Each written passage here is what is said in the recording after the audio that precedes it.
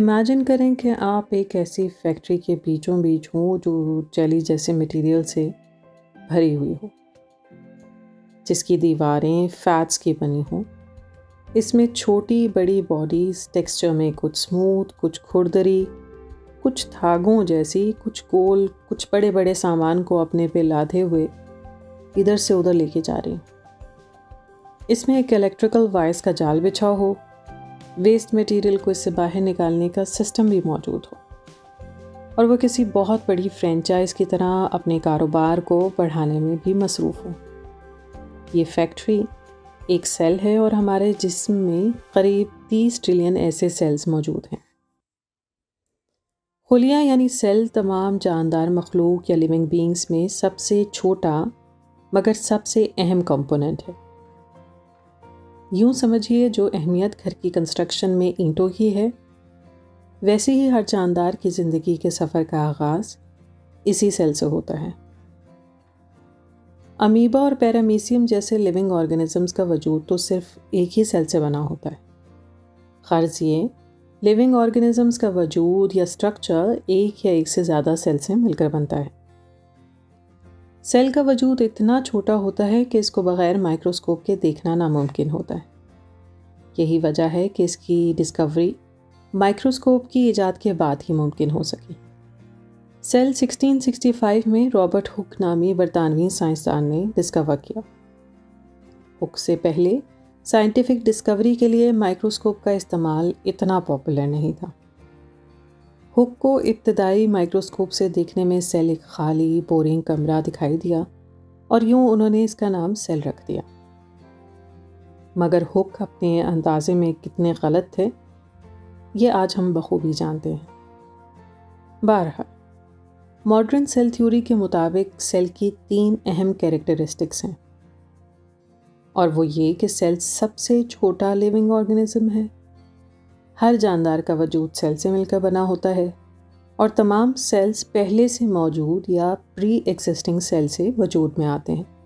Sales اتنے چھوٹے کیوں ہوتے ہیں؟ دراصل اس کے پیچھے بھی ایک سائنٹیفک ایکسپلینیشن ہے۔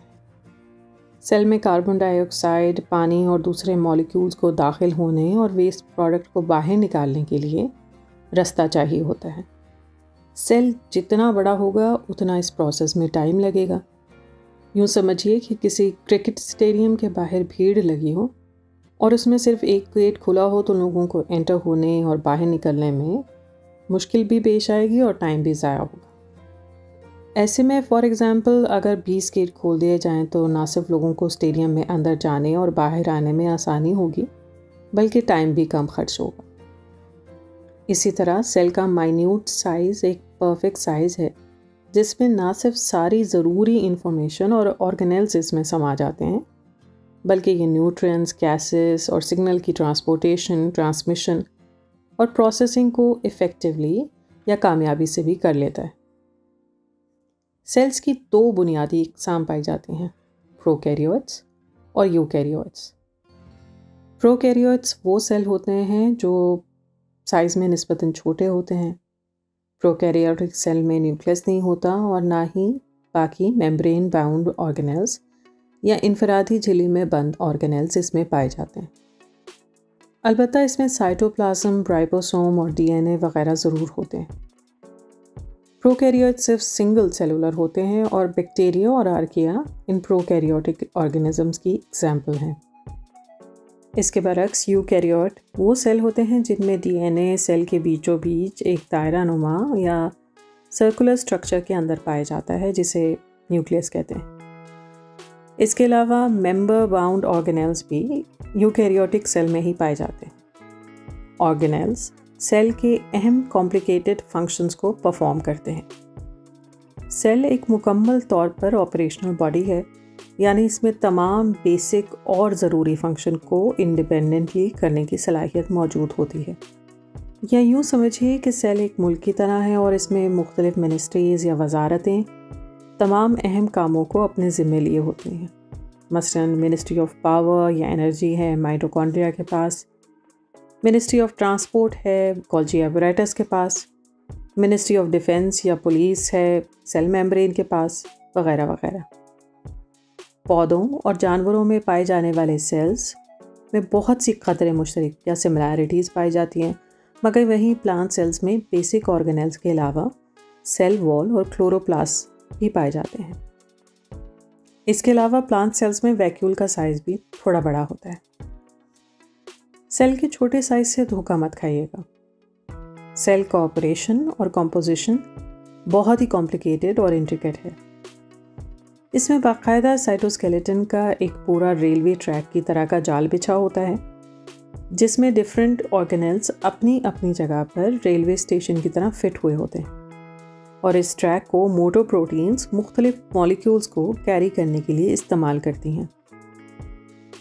ہر سیل کا تمام جینیٹک مٹیریل اور انفارمیشن اس کے ڈی این اے کے اندر موجود ہوتا ہے، لیکن جسم کے کس حصے میں سیل کون سے ٹائپ کا سیل بننا ہے اور اس میں کون سی پروٹین اس کے فنکشن کے لیے ضروری ہے، بہت سے فیکٹرز پہ ڈیپینڈ کرتا ہے۔ اور اگر اس سارے پروسیس میں کوئی بھی گلچ یا رکاوٹ یا نقص آ جائے تو سیل میں موجود repair and control mechanism cell کو واپس اپنی صحیح حالت میں لانے کی کوشش کرتے ہیں اور زیادہ تر کامیاب بھی ہو جاتے ہیں۔ البتہ کچھ انوائرمنٹل یا فزیکل چینجز یا بیماریاں ہمارے سیلز کو افیکٹ کرنے یا ڈی این اے کو میوٹیٹ کرنے میں کامیاب ہو جائیں یا امیون سسٹم پر اثر انداز ہو جائیں تو سیل کی فنکشننگ ایریٹک بھی ہو سکتی ہے۔ انسانوں کی طرح سیل کی بھی ایک پرائم ایج ہوتی ہے اور ایک وقت کے بعد ان کی پرفارمنس افیکٹ ہو جاتی ہے۔ دراصل عمر بڑھنے کے ساتھ ساتھ جانداروں میں سیل کا سائز بڑا ہو جاتا ہے، جس کی وجہ سے ایک سیل کو ڈیوائڈ یا ملٹیپلائی ہونے میں مشکل پیش آتی، جبکہ کچھ سیلز کام کرنا ہی چھوڑ دیتے ہیں یا ان کا فنکشن اب نارمل ہو جاتا ہے۔ البتہ سائنسدان سٹیم سیلز پر ایسے ایکسپیریمنٹ ضرور کر رہے ہیں جن سے سیل ایجنگ اور کئی بیماریوں کو روکا جا سکے گا۔